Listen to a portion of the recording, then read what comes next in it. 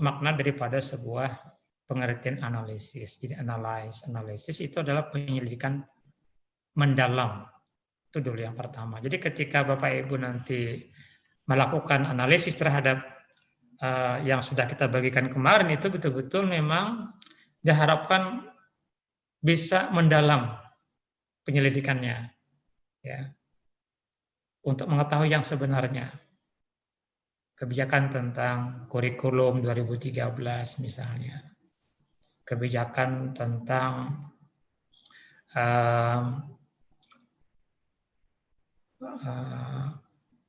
madrasah diniyah, kebijakan tentang majelis taklim, kebijakan tentang sistem pendidikan nasional dan sebagainya, itu betul-betul mendalam. Nah, yang kedua definisinya adalah penguraian suatu pokok. Nah, ini rupanya ada yang terlindungi ini.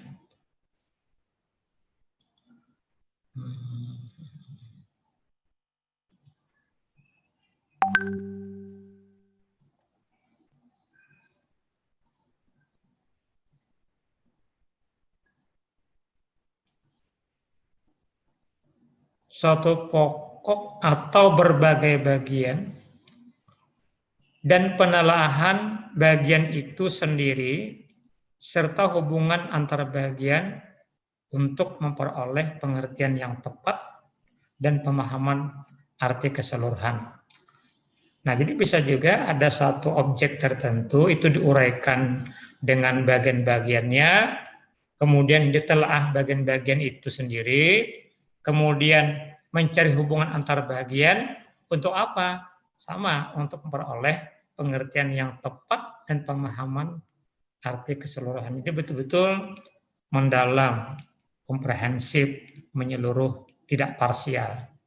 Itu maksudnya. Jadi saya kira ini mendukung definisi yang pertama itu kalau kita bicara tentang apa itu yang disebut dengan analisis. Nah, kebijakan itu sendiri berasal dari bahasa Yunani, polis.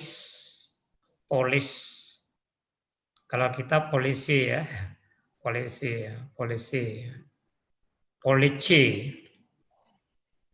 Bahasa Yunani. Artinya apa? Kota. Ya. Dalam hal ini kebijakan berkenaan dengan gagasan pengaturan organisasi, gagasan pengaturan. Jadi ada rule undang-undang. Jadi bagaimana sebuah lembaga itu diatur, maka dimunculkanlah gagasan pengaturan dan merupakan pola formal. Nah, jadi pola formal yang sama-sama diterima pemerintah ataupun lembaga, sehingga dengan hal itulah mereka berusaha mengejar tujuan. Jadi ada gagasan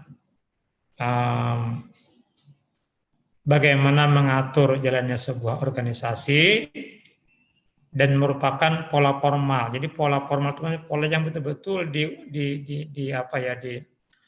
dibuat intensif mungkin, yang sama-sama diterima pemerintah atau lembaga, sehingga dengan hal itu mereka, maksudnya orang-orang di lembaga itu berusaha mengejar tujuan. Jadi memang endingnya adalah tujuan. Jadi aturan itu adalah membawa kepada tujuan yang akan ditetapkannya, akan dicapai. Itu gunanya regulasi itu. Jadi kalau misalnya ada sebuah regulasi ataupun aturan tidak bersesuaian dengan tujuan, itu tidak kondusif sebuah aturan itu. Nah, ini kebijakan ya, kebijakan. Nah, kalau kita coba gabungkan antara kebijakan dengan analisis, maka barangkali kita bisa melihat beberapa definisi oleh para ahli. Misalnya dan mengatakan atau mengungkapkan bahwa analisis kebijakan itu adalah suatu prosedur untuk menghasilkan informasi mengenai masalah-masalah kemasyarakatan berkait atau berikut tindakan pemecahannya. Nah, jadi prosedur untuk menghasilkan informasi mengenai masalah-masalah kemasyarakatan berikut tindakan pemecahannya. Jadi kalau kita misalnya nanti meneliti atau melihat kebijakan tertentu, maka kita ikuti atau kita lewati berbagai prosedur yang bisa menghasilkan informasi. Ya. Apakah penelitian melalui wawancara, melalui studi dokumenter, ataupun survei, dan lain sebagainya. Apakah kuali ataupun kuanti, kemudian kita mencarikan tindakan pemecahannya. Itu menurut pendapatnya. Dan yang kedua Patton, ya, Patton. Dia mengatakan analisis kebijakan itu adalah suatu rangkaian proses dalam menghasilkan kebijakan. Nah, bisa juga begitu.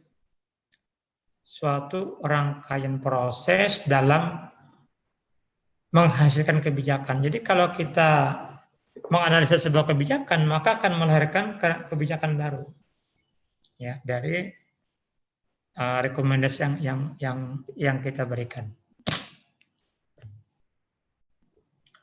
Nah, Don-Chan McRae itu mengatakan analis kebijakan merupakan suatu disiplin ilmu. Nah, sosial, terapan yang menggunakan argumentasi rasional dengan menggunakan fakta-fakta untuk menjelaskan, menilai, dan membuahkan pikiran dalam rangka upaya memecahkan masalah publik. Nah, kita masuk di mana? Kita antara lain masuk di sini. Ya. Suatu disiplin ilmu sosial terapan yang menggunakan argumentasi rasional dengan menggunakan fakta-fakta untuk menjelaskan, menilai, dan membuahkan pikiran dalam rangka upaya memecahkan masalah publik. Nah, jadi kita bicara tentang kemarin pendidikan pada jenjang SD, ME, kemudian sanawiyah SMP, aliyah SMA, SMK, ya. Itu semua adalah masalah-masalah sosial, ya, yang perlu kita pecahkan masalahnya jika kita temukan ada hal-hal yang tidak bersesuaian prosesnya dengan pencapaian tujuan lembaga-lembaga itu sendiri. Kemudian Stokes-Jacobser menyatakan kebijakan adalah sebagai suatu proses rasional dengan menggunakan metode dan teknik rasional. Saya kira jelas itu. Jadi kalau kita ingin melihat sebuah kebijakan, memang nanti kita bicara mengenai ada pendekatan atau metode, ya. Ya.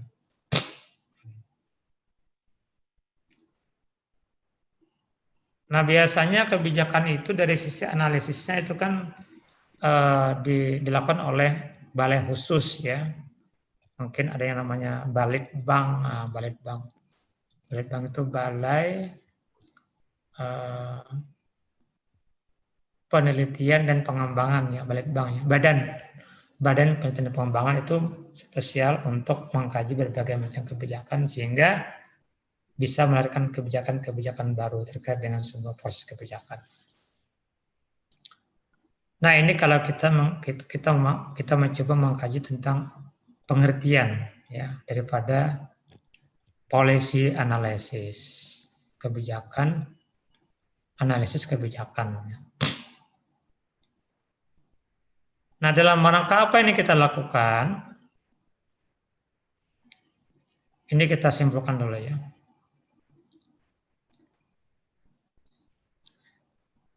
Jadi Policy analisis ini adalah, kalau kita simpulkan ya, merupakan cara, boleh cara atau prosedur dalam menggunakan pemahaman manusia terhadap dan untuk memecahkan masalah-masalah kebijakan. Nah, jadi ada kebijakan, kemudian ada prosedur yang kita gunakan untuk bisa memahami kebijakan itu, dan juga untuk memecahkan masalah-masalah yang ditimbulkan dari kebijakan itu. Nah, jadi yang namanya analisis kebijakan pendidikan itu merupakan cara memecahkan masalah yang ada dalam kebijakan-kebijakan tentang pendidikan, menggunakan pemahaman yang dimiliki oleh manusia itu sendiri secara komprehensif atau secara mendalam. Apa itu pendidikan? Saya tadi bicarakan di sini ya. Anda insya Allah sudah sangat paham ya apa itu pendidikannya. Jadi intinya adalah semua masalah pendidikan itu kita kaji kebijakan-kebijakannya secara komprehensif dan mendalam.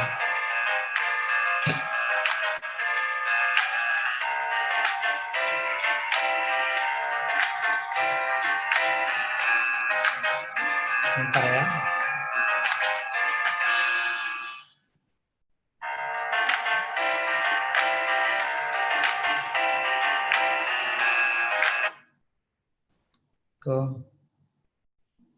Apa dah?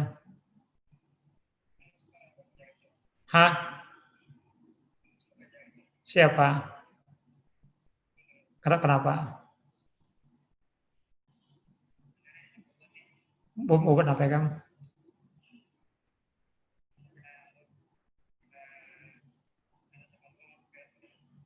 Oh ya Kang. Jadi kan maksudnya anu kan, bukan apa maksudnya anu? Istirahat aja kan? Hah? Sekitar kan? Ah ya. Ngerti kan lah. Aja. Boleh pakai Pak kuliah? Belum lagi. Tapi online kah? Hah? Iya kah? Aja ada Pak.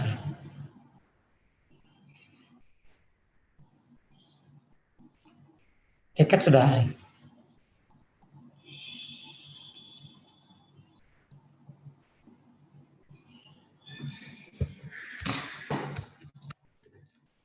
Baik, itu kesimpulan yang bisa kita lihat. Ya, jadi apapun yang saudara ingin simpulkan silakan. Tapi intinya adalah yang pertama bagaimana kita menggunakan prosedur ya yang tepat untuk bisa memahami terhadap masalah yang ada terkait dengan kebijakan itu. Yang kedua bagaimana kita bisa membantu memecahkan masalah yang timbul dari kebijakan itu.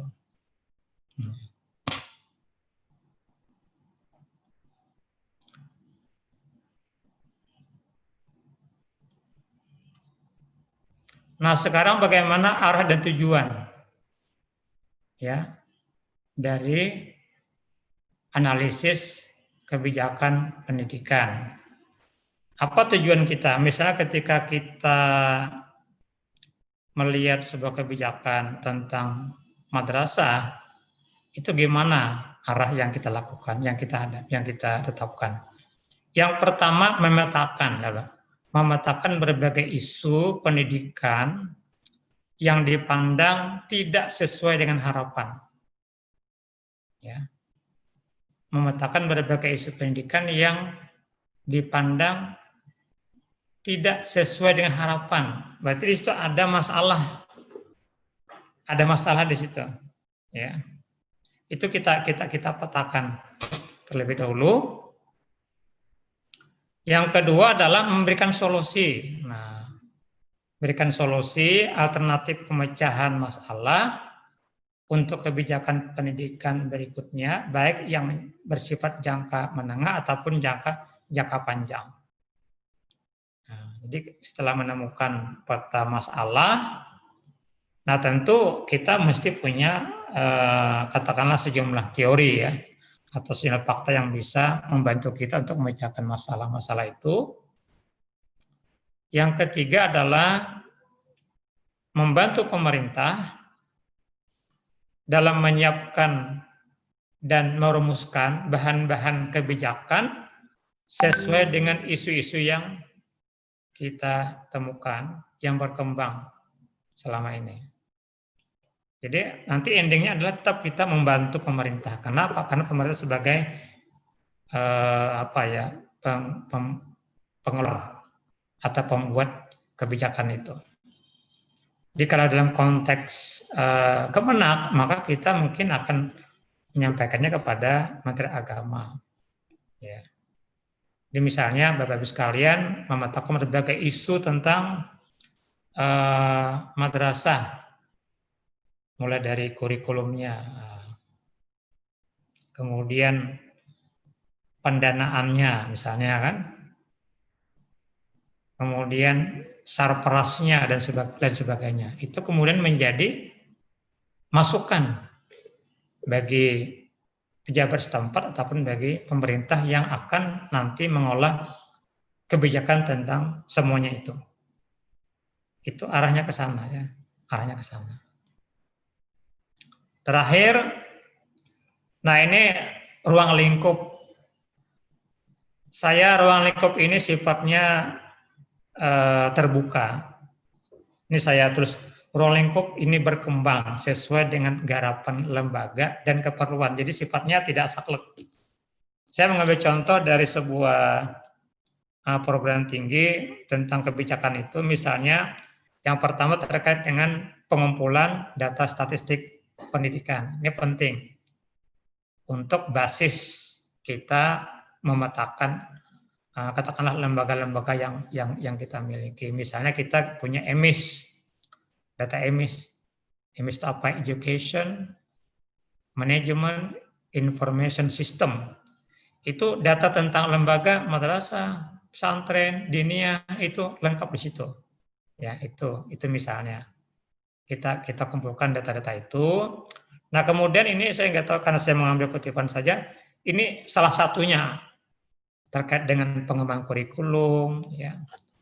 Kemudian terkait dengan sistem pengujian, terkait dengan penelitian, pendidikan dan kebudayaan. Ini dari sebelah sana ya, dari Kemenristek, kemudian terkait dengan teknologi komunikasi pendidikan, terkait dengan pengembangan analisis kebijakan pendidikan dan kebudayaan, dan lain sebagainya. Jadi saya kira banyak ya.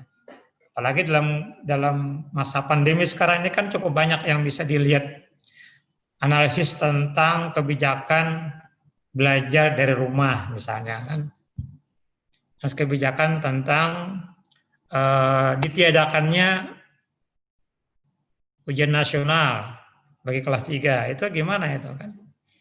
Nah, kebijakan tentang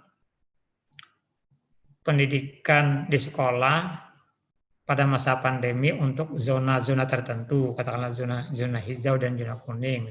Jadi banyak yang bisa dilihat terkait dengan, sehingga saya katakan ruang lingkup ini sifatnya elastis ya, berkembang sesuai dengan lembaga dan garapan lembaga dan keperluan. Nah, itu yang mungkin saya sampaikan secara singkat ya.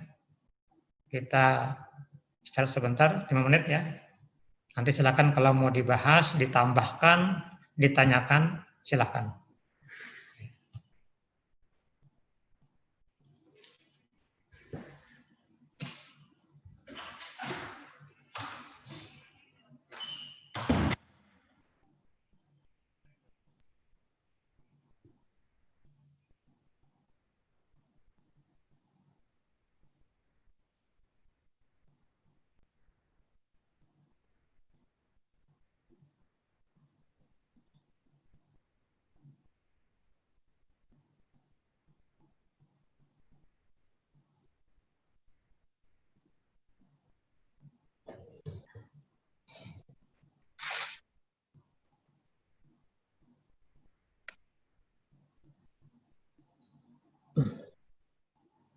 Kapan mulai presentasi ini?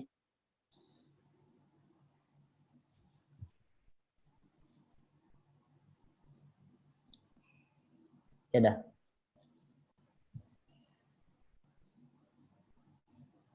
Kau lihat kapan mulai presentasi?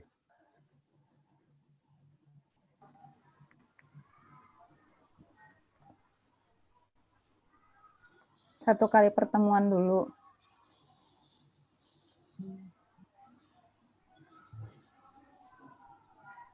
Kok diam-diam Dari baik? tanggal 3 Oktober. Kemungkinan.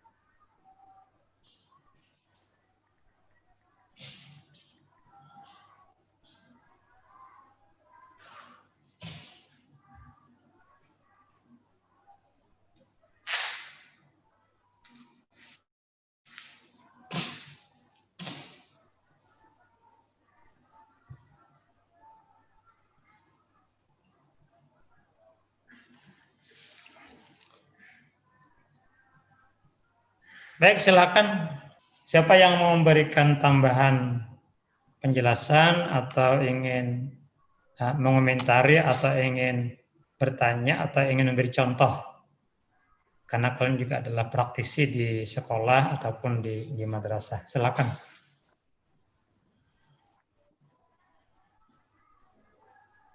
Siapa yang memulai?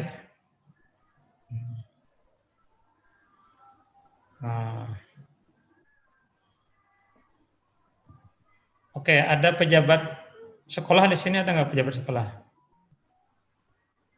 Pak Hamdani, Pak. Pak Hamdani apa Pak Hamdani? Anu Pak, guru biasa aja nih Pak. Guru biasa atau biasa guru ya? Atau biasa guru. Atau Guru cuma apa asisten kurikulum. Ya oke. Ulun ada yang ulun ingin saya tanyakan mengenai silakan. ruang lingkup analisis kebijakan itu tadi ada yang namanya sistem pengujian. Nah itu maksudnya apa itu Pak, sistem pengujian itu? Jadi biasanya begini, jadi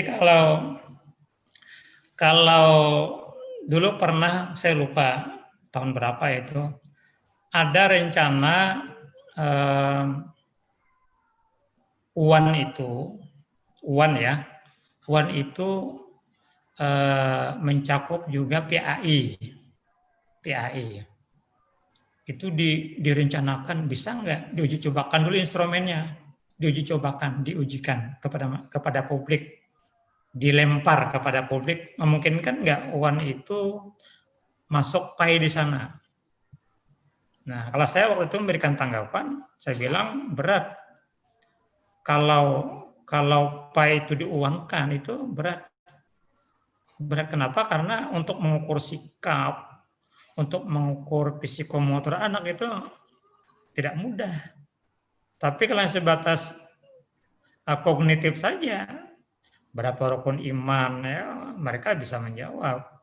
Tiba-tiba nilainya 10, nah apakah itu menjamin bahwa itu adalah indikasi orang itu bagus keislamannya? Kan tidak.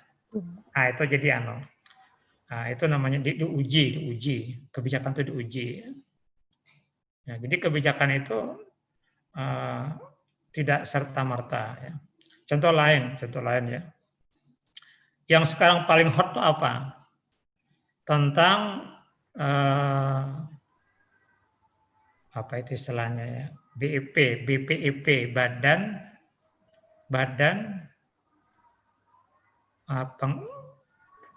Pemeliharaan ya, Pancasila. BPP. Pembinaan ideologi Pancasila. Nah, itu kan di semua provinsi kan dilakukan semacam apa ya, sosialisasi.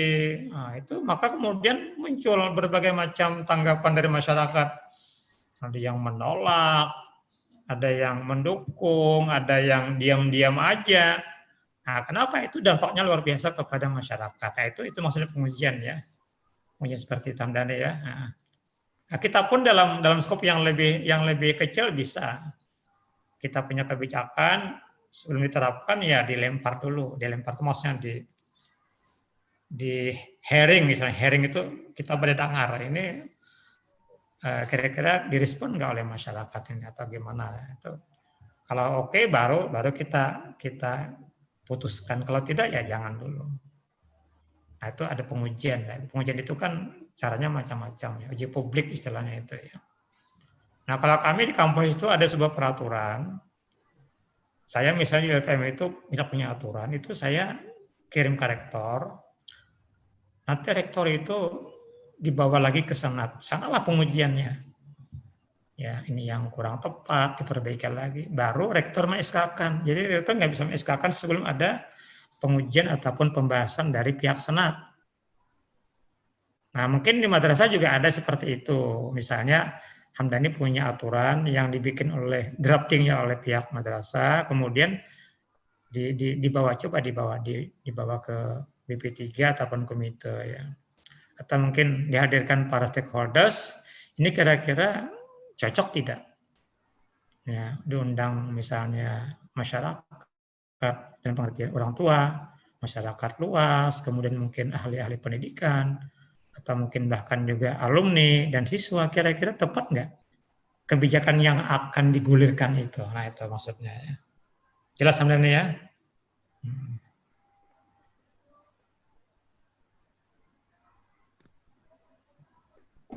Silakan, ada yang lain?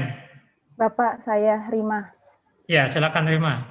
Sedikit menyambung punya Pak Hamdani tadi, yang sistem pengujian, itu apakah setiap kebijakan itu harus melalui sistem pengujian terlebih dahulu, ataukah ada beberapa kebijakan yang tidak perlu menggunakan sistem pengujian?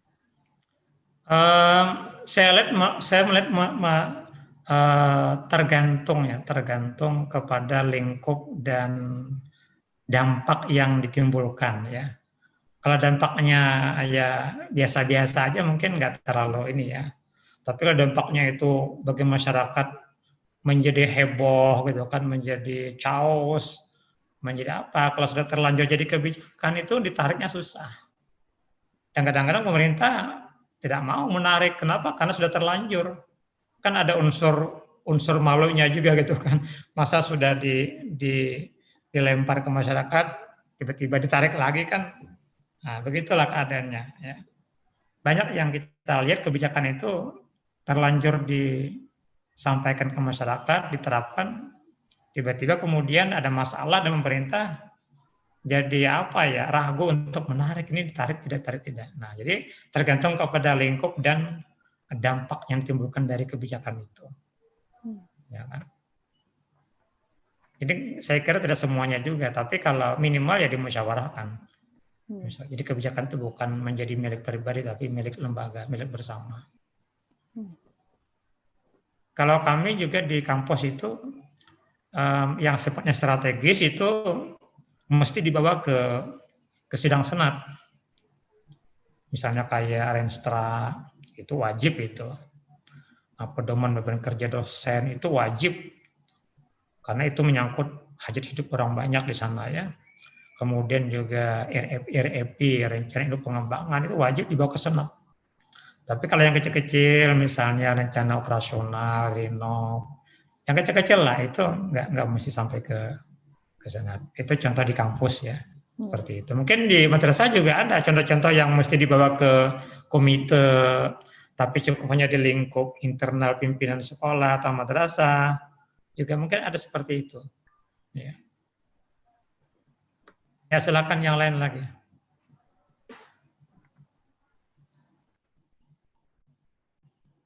Haris Sandi yang ada menambahkan? Ini kayaknya mau ceramah dari Sandi ini, pakai kopiah ya. Nah. Yang silakan duluan. Ya silakan, siapa yang duluan? Silakan. Oh ya gini, cuma ini mau tanya aja nih Pak. Kan sekarang ini ada yang heboh dan agak viral lah sedikit masalah Menteri Pendidikan itu mengeluarkan apa benar apa salah itu yang tentang mata pelajaran sejarah itu yang ditiadakan. Mata pelajaran sejarah dihilangkan. Apakah benar atau betul kita tidak tahu. Menurut Bapak bagaimana itu? Yang pertama dulu kalau tidak jelas isunya ya kita nggak bisa memberikan jawaban ya. Benar atau tidak ya? Apakah itu isu saja? Apalagi di musim-musim menjelang apa pergantian pimpinan ini ya. Ini banyak isu-isu yang kadang-kadang tidak jelas ya. Dulu ada rencana misalnya PAI mau dihilangkan, masuk ke dalam PPKN ya. Tapi kemudian kan nggak jadi ya. Bisa juga orang melempar masalah sembunyi tangan itu kan sambil melihat kalau nggak ada respon ya dilanjutkan itu. Kayak ini beberapa bulan yang lewat sebagai contoh saja ya. Saya ditelepon dari pusat. Pak Husnul tolong bantu kami dari BPIP carikan beberapa orang sebagai peserta.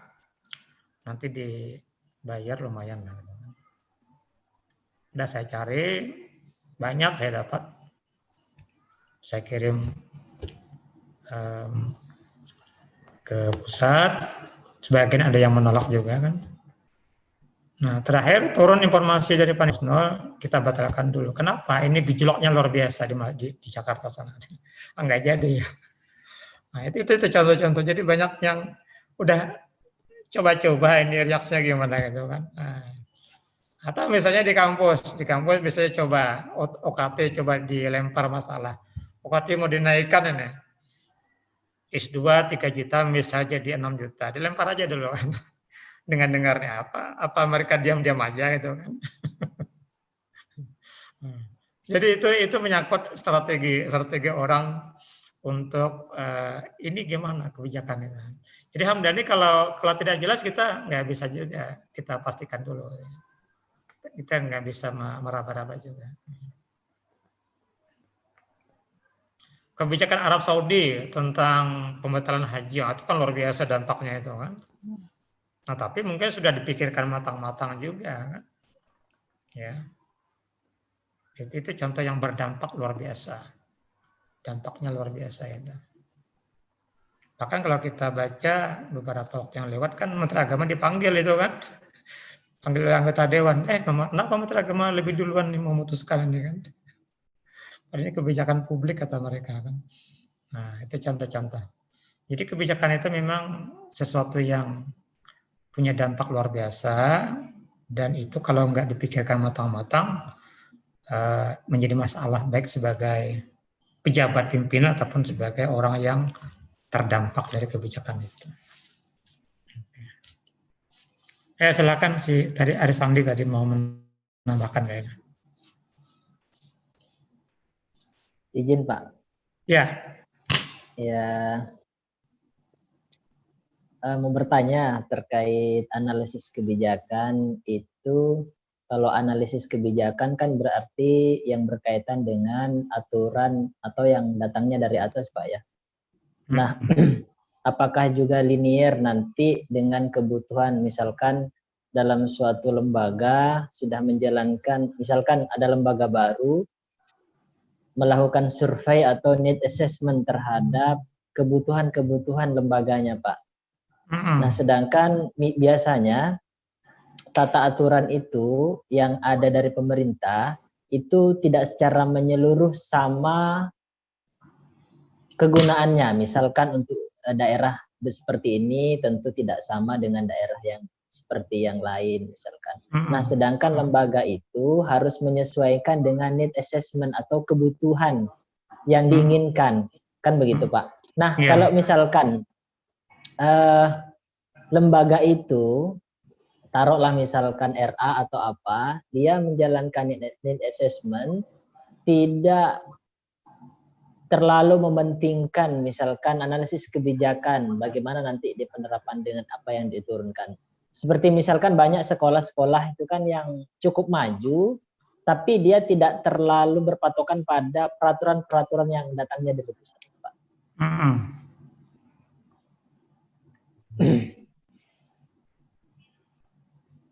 Sudah? Iya, Pak. Iya. Jadi kan kebijakan itu nanti kita lihat ada yang sifatnya makro ya, menyeluruh. Tapi ada yang spesifik. Jadi tidak semua lembaga itu kemudian bisa menerapkan secara keseluruhan. Nah, tentu di sana ada beberapa pengecualian ya. Jadi misalnya kebijakan tentang kurikulum 2013. Nah, itu kan sejak tahun 2000 berapa? 2013 ya. Nah, itu kebijakannya. Nah, implementasinya itu kan bervariasi tergantung kepada kesiapan sekolah ataupun madrasah. Ya kan? Kesiapan guru-gurunya, kesiapan bahan ajarnya, buku pegangan siswa, buku pegangan guru, termasuk kesiapan evaluasinya juga kan. Nah, sehingga kemudian penerapannya itu sangat variatif.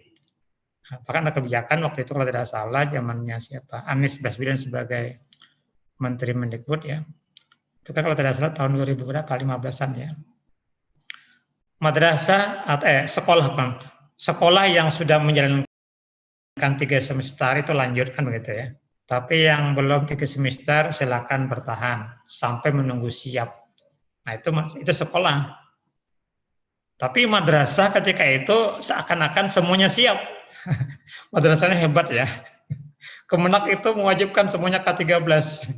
Walaupun dalamnya KTSP gitu lah kira-kira kan. Nah, jadi kita lihat ada nggak diktum yang menyatakan kebolehan untuk tidak menerapkan itu. Biasanya ada itu. Biasanya ada. Jadi sepanjang katakanlah RA tadi ya punya kebijakan sendiri, sepanjang tidak bertentangan dengan regulasi di atasnya, itu biasanya diperbolehkan. Ya. Apalagi dalam konteks otonomi. Ya. Otonomi itu udah luar biasa itu.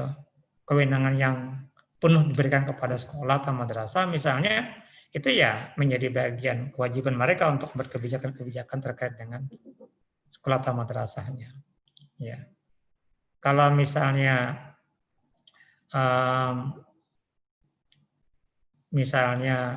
jaring Islam terpadu misalnya ya, itu kan kalau aturannya itu kan PAI itu berapa SKS? 2 ya untuk sekolah. 2 atau 4, ada yang 4 ada yang 2 ya. Nah, mereka kan punya kebijakan lain menambah lagi. Tidak cukup hanya itu kan. Nah, itu contoh. Jadi kebijakan itu ada yang sifatnya menyeluruh, makro, tapi ada yang sifatnya mikro yang spesifik. Ya. Makanya ketika nanti kita menganalisis kebijakan itu, kita mau yang mana, mau yang makro, keseluruhan, atau yang memang spesifik. Ya, seperti itu adanya. Jadi memang tidak semuanya bisa menyeluruh, tetapi kan pemerintah ingin sebenarnya menyeluruh terkait dengan kurikulum atau terkait dengan pemenuhan standar minimal pendidikan. Nah, tapi kan tidak semuanya bisa memenuhi ketentuan itu. Saya kira begitu Arisandi ya. Iya Pak, boleh lagi Pak. Jadi ya silakan. Nah, terkait misalkan analisis kebijakan nih Pak. Di materi kita itu kan ada juga pembagian tugas terkait pendidikan Islam. Di dalamnya juga ada yang sistemnya takmili, ada kemudian macam-macam itu pembagian tugasnya. Nah, kemarin sebelum pergantian DPR RI, kan pimpinan DPR itu kan mensahkan undang-undang pesantren. Nah, kalau menurut penilaian Bapak sendiri terhadap itu kan ada pro kontra.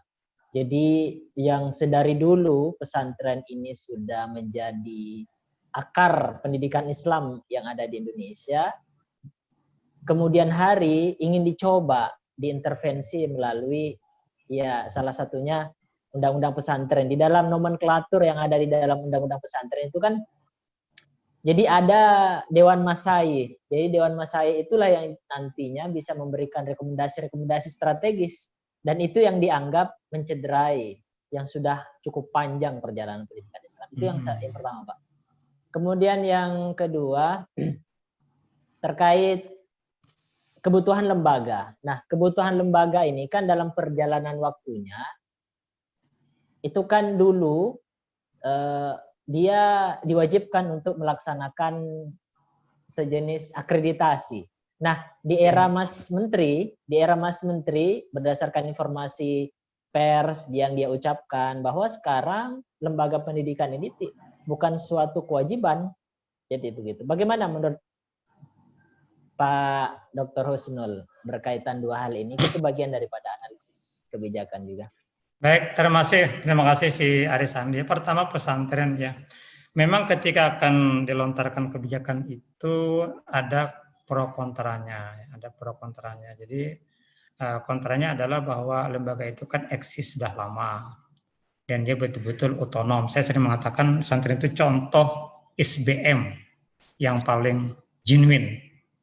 Jadi kalau mau melihat school based management itu ya pesantren itulah kira-kira ya. Itu udah lama berdiri. Tapi sisi lain ada yang mengatakan dia kan hidup di tengah-tengah negara Indonesia. Karena itu perlu ada regulasi yang mengaturnya. Sehingga ketika orang ingin katakanlah membubarkan pesantren, kalau dia sudah ada undang-undangnya tidak akan bisa. Bahkan akan dibantu oleh pemerintah misalnya begitu kan. Nah, jadi selalu saja ada dua sisi itu kalau bicara kebijakan itu ya. Nah, tapi kayak yang penting itu bagi saya adalah bagaimana kebijakan itu tidak merongrong keberadaan pesantren, itu yang paling penting. Tidak merongrong. Nah, contoh yang merongrong begini Pak ya, contohnya. Dulu ada rencana, saya lupa kebijakan Kemenak ya, atau Mendikbud ya, melakukan atau melaksanakan full day school. Ya kan dengan alasan anak-anak perlu diberi lagi pendidikan karakter yang lebih kuat di madrasah, di sekolah sehingga mereka betul-betul ketika pulang ke rumah sudah fresh, sudah punya terinjeksi dengan baik. Nah, itu kan setelah ditelaah ternyata itu mematikan madrasah diniyah yang luar biasa jumlah banyaknya. Ya kan? Di Kalsel ada sekitar 400 madrasah diniyah. Nah, bahkan lebih. Apalagi di Jawa. Itu akan mati semua gulung tikar itu kalau betul-betul diterapkan itu. Maka kemudian semua lembaga diniyah, pesantren itu semacam memprotes kebijakan itu kalau dilakukan maka akan mematikan lembaga-lembaga itu. Maka kemudian nggak jadi. Itu kan kebijakan juga kan, tapi ternyata setelah dianalisis malah justru menjadi malapetaka bagi banyak rakyat. Nah, saya belum tahu yang pesantren ini Pak Arisandi, ada nggak sisi-sisi yang kemudian bisa mematikan gairah semangat para kiai ya? Saya belum tahu. Tapi jadi, boleh ulun sambung sedikit Pak? Enggak, silakan. Ya, jadi kan kemarin isunya kenapa undang-undang pesantren ini muncul? Wallahu a'lam benar apa tidak. Sejak kita pemilu yang di DKI itu, jadi seolah-olah ini kita dipecah. Jadi seolah-olah kemudian hari ini benar atau tidak ya itu hanya sekedar asumsi saja, Pak. Jadi muncul seperti halnya Islamofobia seperti itu, Pak. Jadi di ranah kebijakan pun demikian. Sehingga kalau kita baca secara menyeluruh undang-undang pesantren itu ada dengan adanya Dewan Masayih itu sebenarnya merongrong otonomi yang ada di dalam pesantren. Walaupun di sisi lain pemerintah wajib membantu pesantren yang ada di dalam pasal-pasalnya itu kan memang wajib melalui APBD yang ada di daerah-daerah. Ya, makanya tadi kita lihat ininya plus minusnya kita lihat ya. Di kebijakan itu selalu pro kontra, iya. Nanti lihat plusnya apa, minusnya apa, ya. Kalau saya sepanjang tidak merongrong sebuah lembaga, ya barangkali kita lihat sisi yang ininya, ya. Jadi kalau kita melawan dan melawan itu kemudian kita yakini menang, ya mungkin silahkan. Tapi kalau kita melawan justru kita memalukan diri kita sendiri, ya ini hati-hati juga kita. Jadi kalau misalnya pesantren melawan undang-undang itu berbahaya juga. Jadi jangan-jangan juga. Kan orang sering melawan tapi malah ketika dijelaskan malah mendukung. Nah, maka itu akan kehilangan apa ya? Kehilangan otonominya. Kalau saya memandang sampai sekarang ini, karena saya juga meneliti misalnya di ini ya pesantrennya, belum terusik lah, kira-kira begitulah, belum terusik. Tetap jalan seperti apa adanya. Jadi seakan-akan begini, ada atau tidak ada regulasi itu sama saja, gitulah kira-kira kan. Ya.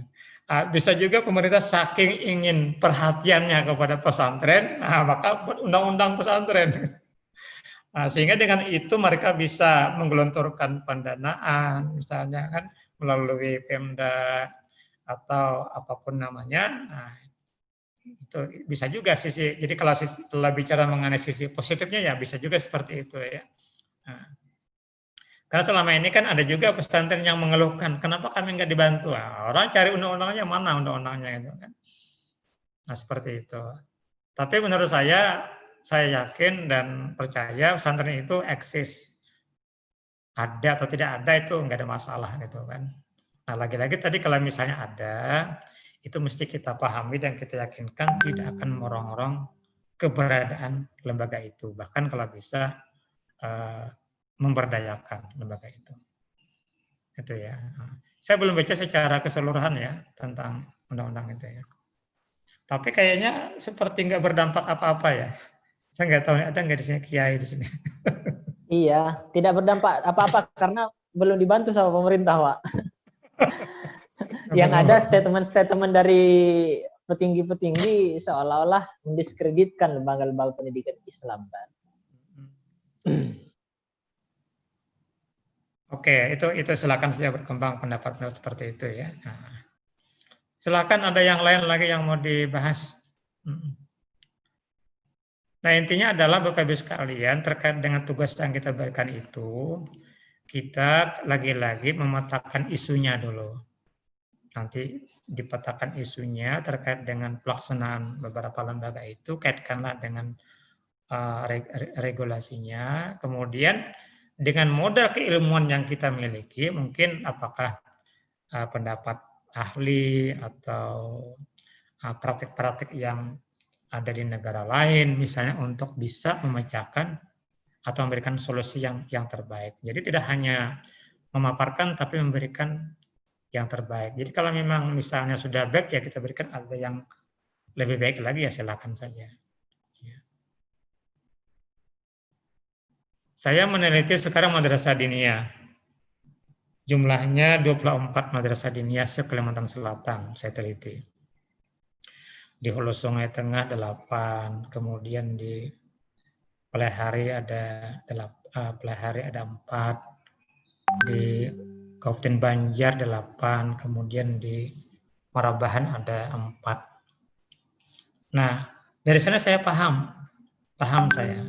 Artinya begini, misalnya kita sudah membuat penjenjangan bahwa Madin itu, saya ingat Madin ya, ada jenjang awaliyah, ada jenjang wusta, ada jenjang ulia. Nah, ternyata di Kalimantan Selatan ini belum ada satupun jenjang ulianya. Nah, itu kebijakannya ada, tapi dalam hal implementasinya belum ada. Itu bisa dicari akar masalahnya kenapa. Ya. Kemudian di Pelehari kalau tidak salah hanya ada satu ustaz, bayangkan. Di Marabahan mungkin hanya ada satu ustaz, bayangkan saja satu ustaz. Selebihnya adalah madrasah diniyah awaliyah. Nah, itu bisa dicari. Ya, dicari kenapa, ya. Antara lain, kenapa tidak ada kuliah, misalnya yang saya pahami adalah karena kalau siswa itu adalah impor dari SMA, kan impor ya, karena kan mereka meminjam siswa dari sekolah umum biasanya. Itu kalau SMA itu udah mulai malas gitu ya, untuk menambah ilmu agama di sore hari, udah mulai malas gitu kan. Nah, SMP adalah sedikit semangat, tapi SD itu masih luar biasa. Di Sungai Telan, dekat perbatasan Laut Jawa dan Kalimantan, saya ke sana. Itu 300 murid madrasah awaliyah diniyah. Bayangkan. Pagi mereka SD, sore mereka diniyah awaliyah. Luar biasa. Ya. Itu dari sisi inputnya. Ya. Nah, kemudian dari sisi kurikulumnya ternyata diniyah itu misalnya kalau yang saya amati di Marabahan itu ada 4 saya teliti, 2 diantaranya ikut kurikulum diniyah Kementerian Agama. Jadi bukunya buku bahasa Indonesia, buku paket dari Kemenag, guru-gurunya ada yang S1 bahasa Inggris, ya, S1 matematika. Dari sisi muatan keagamannya menurut saya ya tidak memadai, tetapi dari sisi kualifikasinya iya. Nah, sementara di tempat lain hampir 80% lebih diniyah itu adalah mengacu kepada kurikulum pesantren yang kitabnya adalah kitab-kitab turas minimal bahasa Arab Melayu. Nah, itu begitu ya. Nah, jadi pemerintah sudah mengeluarkan kebijakan. Ini buku yang bisa diperpegangi, tapi juga memberikan peluang. Silakan berkreasi, nah, sepanjang tujuannya itu mulia, ingin menambah ilmu agama bagi siswa-siswi yang ada di bangku sekolah, bukan di madrasah, tapi di sekolah pada sore hari. Nah, itu contoh-contoh yang bisa kita bisa lihat, bisa amati. Ya. Contoh lain misalnya, kalau tidak salah, undang-undang menyatakan bahwa kita boleh mendirikan madrasah aliyah keterampilan ya, MAK ya. Nah, faktanya kan kita tidak, bahkan tertinggal. Kenapa SMK di mana-mana berdiri? Kok kita tidak punya aliyah keterampilan? Ya kan? Ada apa ini? Apakah kita tidak punya pembidangan atau jurusan? Atau kita tidak memikirkan jurusan keterampilan keagamaan? Ya. Jurusan menggunakan hijab syar'i, misalnya. Gimana hijab syar'i itu? Atau jurusan perhotelan halal, misalnya kan? Nah, kita nggak terpikir itu. Udah ada undang-undangnya itu. Tapi orang-orang di Kemendikbud sudah berpikir lama, bahkan sudah mendirikan banyak SMK, ya kan, jurusan perhotelan, tata boga, apalagi banyak, ya kan, perkapalan mungkin kita nggak terpikir. Artinya kita dari sisi itu tertinggal. Sudah ada wadahnya, tapi kita tidak menggunakan wadah itu. Nah, jadi itu contoh-contoh yang bisa dianalisis. Ya. Jadi analisis pada tataran kebijakannya ataupun pada tataran implementasinya bisa. Ya. Nanti baru kita masukkan solusinya apa kira-kira. Begitu ya. Memang ini kan rekomendasinya kepada pejabat biasanya, kepada pejabat.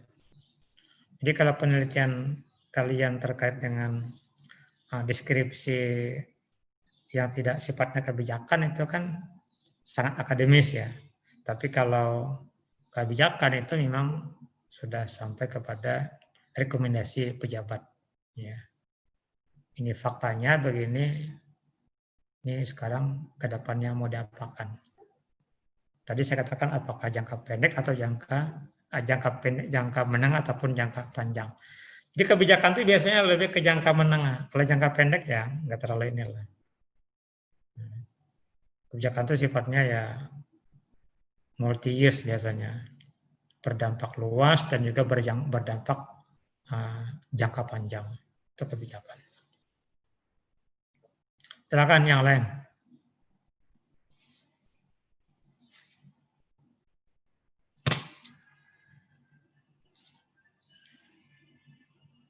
Yang tidak hadir siapa ya?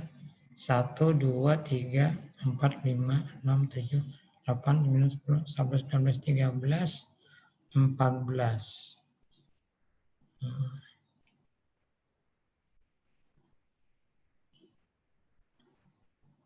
Pak Adi keluar lagi Pak Adi ya.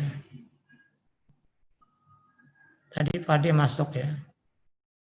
Yang mana Pak Adi? Oh ya, yang pakai seperti pembaca berita ya. Benar ya. Pak Adi ya. Tadi saya sempat hilang absennya ini. Kalau Hamidah Ulfa, Hamidah Ulfa seperti yang dulu juga nggak berubah nih ya. Awet muda Pak. Banyakkan lockdown. Fajr Ramadhani. Oh ya. Kalau Siti Zafira, Tas, Nurul Uyun. Hadir Pak. Uyun ini yang kecil-kecil mungil ya? Bukan, itu Alawiyah Pak kayaknya. Oh, gitu ya. Gak mau ngaku Pak. Itu yang punya pesantren Pak. Dua-duanya tuh. Sama Zafira juga punya pesantren. Oh gitu. Rima. Hadir Pak. Rima, mana Rimanya? Rima hadir. Saya mencari gambarnya mana? Ada Pak. Oh ya, oke. Saking dekatnya malah nggak lihat. Oh. Nah, Hamdannya ada, Febri ada, Rusmawardah di bawah. Makhraji tidak ada ya. Amrila ada, Nur Alawiyah,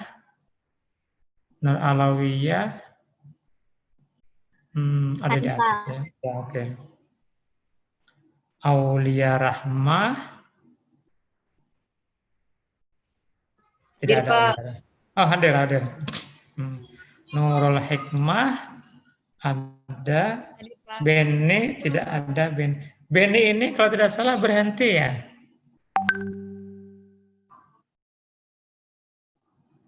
Bene gimana Bene? Masih ada Pak. Masih ada Pak. Masih ada. Nggih. Arisandi ada. Adi ada. Oke saya simpan ya.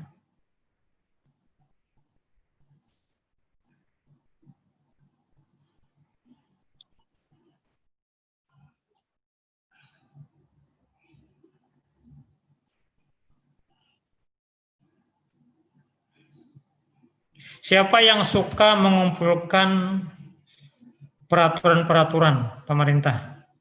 Apakah Kemenak atau Kemendikbud atau yang lain-lainnya? Dia artinya dia punya concern di situ. Ada nggak kawan-kawan yang suka gitu kan, begitu mendengar regulasi itu dia ingin langsung baca apa itu isinya? Biasanya Arisandi Pak. Bapak Arisandi kayaknya Pak. Arisandi bisa melihat isu-isu yang terbaru. Itu bagus itu ya, artinya bagus itu maksudnya itu ya apa ya, kalau sebagai pejabat yang nanti bisa mengambil keputusan itu bagus diteruskan begitu kan, teruskan ya. Jangan sampai mengambil keputusan yang bertentangan dengan regulasi yang baru yang dia tidak tahu sama sekali. Nah, saya kembali menanggapi yang terakhir tadi terkait dengan akreditasi. Jadi sejak Menteri Mendikbud yang baru, si Paman siapa tuh? Paman Nadiem ya, bukan Paman Birin ya. Paman Nadiem itu memang banyak gebrakan-gebrakan baru yang beliau lakukan, terutama dengan adanya Kampus Merdeka, kebijakan Kampus Merdeka ya. Di antaranya adalah terkait dengan masalah akreditasi. Jadi 2019 itu ada borang tsunami namanya, atau tsunami borang.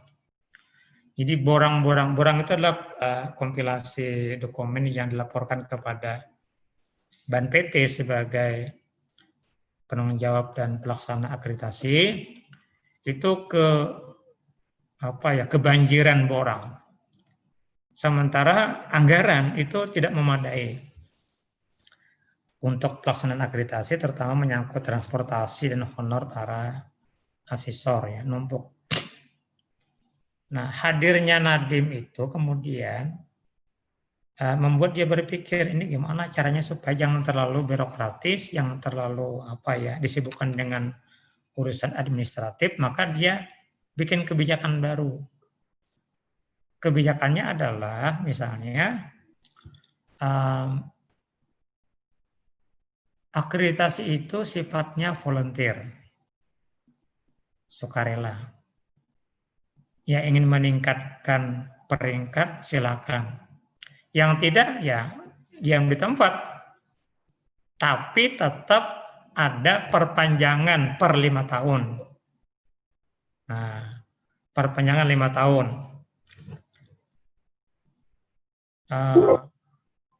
Sorry, baterai saya mau habis ya.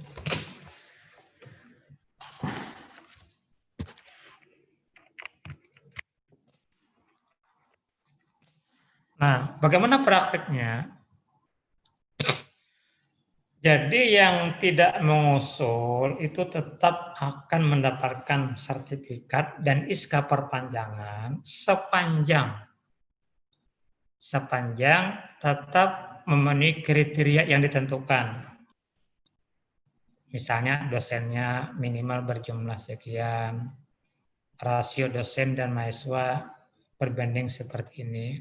Kalau ketika dilihat oleh Ban PT pada data namanya PDDikti, pengolahan data pendidikan tinggi, ada yang tidak benar, maka akan dilakukan asesmen penilaian.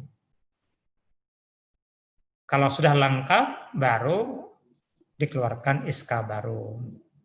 Nah itu. Contohnya sekarang ini kita Prodi Psikologi Islam kalau tidak salah itu sudah keluar SK sertifikatnya otomatis tanpa mengusulkan borang akreditasi. Nah sekarang sejak 2019 akhir awal 2020 kemarin itu mungkin Pak Adi sangat paham dengan ini juga. Kalau prodinya itu merasa tidak siap dengan akreditasi, boleh dia mengundurkan diri walaupun sudah dikirim borang. Boleh. Nah, maka di tempat kita ini ada sekitar kita itu 27 prodi yang mengirim borang.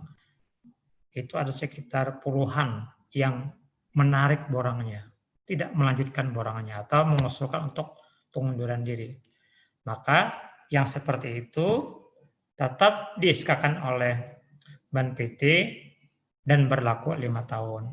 Sisanya yang sekarang ini ada sisa 14 prodi yang tetap bertahan untuk tetap akreditasi, ini berjuang untuk bisa meningkatkan peringkat. Nah, begitu kira-kira ya. Jadi kalau ingin meningkatkan peringkat ya silakan kita usulkan, kita berjuang di situ.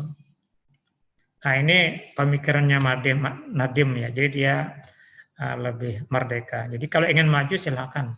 Begitulah kira-kira kan. Kalau ingin jalan di tempat ya silakan juga gitu kan. Nasib ditentukan oleh kalian sendiri ya. Begitulah kira-kira Nadiem itu ya.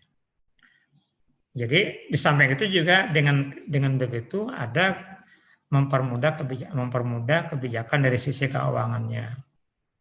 Jadi kan yang tadinya misalnya akan dinilai 20 katakanlah 4.000 prodi, maka sekarang mungkin tinggal separuhnya saja lagi yang akan dinilai. Itu sudah mengurangi anggaran pemerintah. Ini kan juga termasuk politik anggaran pendidikan. Ya. Jadi kasarnya itu kalau menurut pendapat saya, Marin mengatakan, ente kalau mau maju ya silakan, ini caranya. Kalau nggak mau ya silakan begini caranya kan. Itu ya. Nah, jadi sudah mulai ada sedikit kebebasan menyelenggarakan pendidikan itu sehingga tidak terlalu birokratis, administratif, tapi diserahkan kepada kampus masing-masing memikirkan bagaimana baiknya. Oke ya, itu yang kampus. Tapi kalau yang sekolah saya tidak ikut banyak terlibat, walaupun pernah ditawari jadi asesor, saya nggak ada waktu untuk ikut tes asesor untuk sekolahnya. Saya nggak tahu kebijakannya dari Nadiem ada nggak yang terbaru itu. Hamdani ada nggak Hamdani? Kebijakannya apa Hamdani? Dari paman Nadiem? Belum ada. Apa tuh Pak? Kebijakan tentang akreditasi sekolah ada nggak yang terbaru dari Nadiem, Menteri Nadiem? Atau sama dengan yang dulu? Kayaknya masih yang dulu Pak. Masih yang dulu ya? Belum ada. Kalau di madrasah ini mungkin agak lambat Pak sampainya itu. Kenapa lambat? Nggak tahu juga lah, mungkin dari anunya itu mungkin yang, tapi kayaknya kalau dari sampainya di Kanwil itu agak cepat, cuma mungkin yang dari Kanwil ke turun ke sekolah itu mungkin yang agak anu.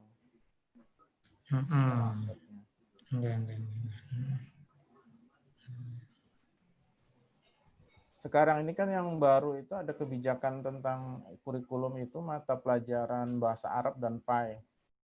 Gimana? Coba ceritakan. 183 itu. Jadi ada mata pelajaran bahasa Arab itu kayaknya ada yang ditambah itu jam pelajarannya. Jadi untuk madrasah. Ya. KMA nomor 183 itu Pak. Cuman ulun belum membuka sampai habis lagi itu.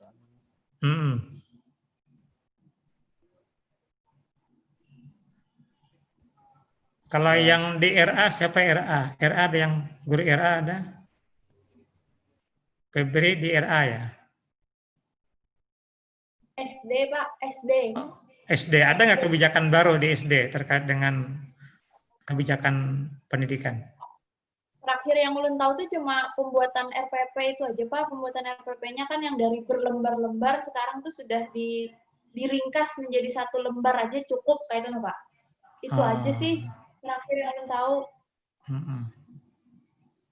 Kalau kebijakan kenaikan honor nggak ada ya? Masih belum ada Pak dan masih berharap. Masih belum ada ya? Karena kalau di madrasah diniyah itu yang saya tahu, semua Pemda yang saya tahu, yang sekarang sedang saya teliti itu, memberikan insentif Pemda ya, kepada guru madrasah diniyah sebesar 100.000 per bulan yang dibayarkan per 6 bulan.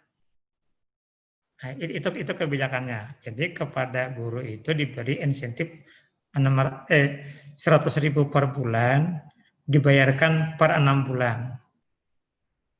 Nah, dalam penerapannya ternyata tidak semua guru dapat. Jadi misalnya Febria punya madrasah diniyah, jumlah gurunya ada 10, yang dapat hanya 8, yang dapat hanya 7. Tapi ada juga yang dapat semuanya.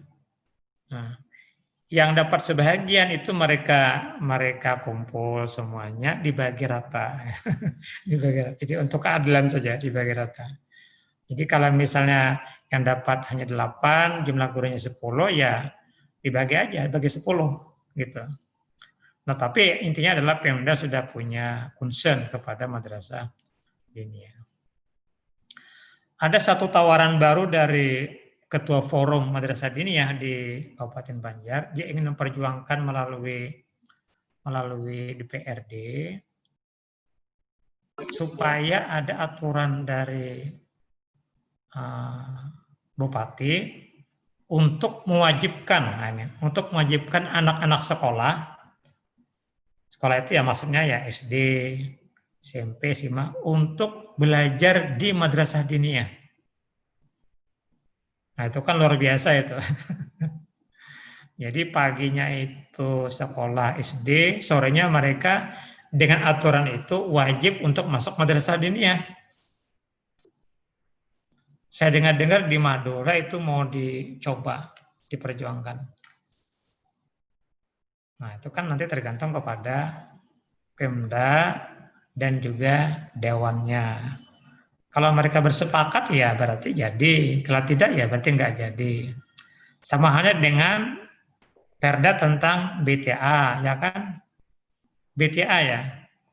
Nah, itu kan beberapa Pemda kan ada yang menurunkan Perda tentang BTA, baca tulis Al-Quran itu. Nah, jadi kalau sudah menjadi regulasi maka kewajiban untuk dilakukan. Dan itu ada sanksi, biasanya begitu. Kalau sudah jadi regulasi, maka kita wajib melakukan, ada sanksi bagi yang tidak melakukan. Minimal ada aturan yang mengatur tentang kapan penerapan paling lambat. Paling lambat untuk bisa dieksekusi oleh pihak sekolah misalnya.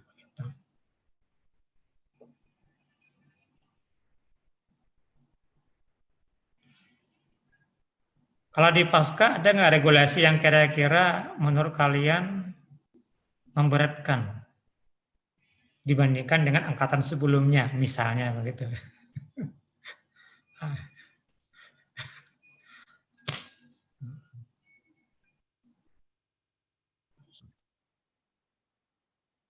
Semesternya tambah ya? Ya. Ya. Ah. Oh, full sekarang ya? Oh begitu. Kalau dulu 10% atau 5% ya? Ya sekitar itu. Jadi 10%. Zaman saya itu ya tidak full gitu kan. Namanya hair registrasi ya. Berapa? 10% berdasarkan aturan main. Sekarang full ya. Mungkin maksudnya baik ya mungkin ya supaya cepat tuntung gitu. Tapi kartu untungnya lah, kartu untungnya. Biasanya ada motif tersendiri itu, di balik kebijakan itu kan ada. Nah itu kan bisa ditinjau kembali, jadi tidak harga mati juga kan, tinjau kembali setelah dievaluasi, oh ternyata ini tidak pas juga misalnya ya. Tapi lagi-lagi itu kan ada policy makernya. Kalau kita ya orang-orang yang terdampak dari kebijakan ya hanya sami'na wa ata'na, begitulah kira-kira kan.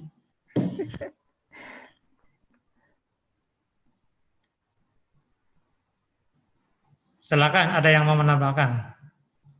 Ini Zafira dalam mobil Kak Zafira?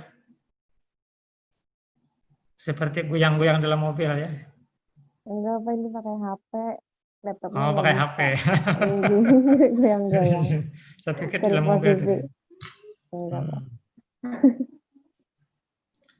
Oke, kalau tidak ada, minggu depan kita akan tambahkan lagi terkait dengan kebijakan pendidikan ini, apakah nanti pendekatan atau yang sesuai dengan silabus kita. Nanti kita baru masuk ke pembahasan tugas kawan-kawan semuanya. Saya kira cukup ya untuk hari ini dan terima kasih banyak atas segala perhatiannya. Mari sama-sama kita akhiri dengan membacakan Alhamdulillahi Rabbil Alamin. Alhamdulillah. Assalamualaikum warahmatullahi wabarakatuh. Waalaikumsalam warahmatullahi wabarakatuh. Terima kasih banyak Bapak. Ya sama-sama. Oke. Saya keluar ya. Terima kasih banyak Pak. Oke. Saya lupa ada yang merekam nggak teman-teman? Nggak bisa Pak. Nggak bisa, Pak. Nggak bisa ngerekam Pak. Yang bisa merekam siapa? Hostnya ya? Nggak ada hostnya Pak. Nggak ada hostnya Pak. Bisa nggak Pak Ade direkam Pak Ade? Bisa. Screen recorder aja Pak. Bukan yang record dari Zoom-nya. Oh begitu ya. Oh, kalau saya nggak terlalu paham ya dengan IT ini ya. Tadi saya lupa record, tapi kalau saya record apakah bisa juga? Karena saya bukan hostnya ya. Baik, terima kasih. Ya absen saja setelah ini ya. Saya sudah masukan juga ke silakan. Baik, saya mohon izin untuk keluar ya. Terima kasih. Iya, Pak. Sama-sama, Pak. Bapak dia tawagi Zoom pian. Tawagi Zoom. Oh,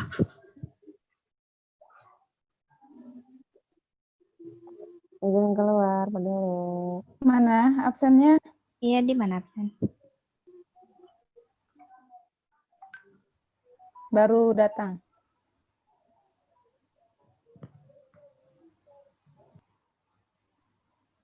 Aduh, ngisi email lagi.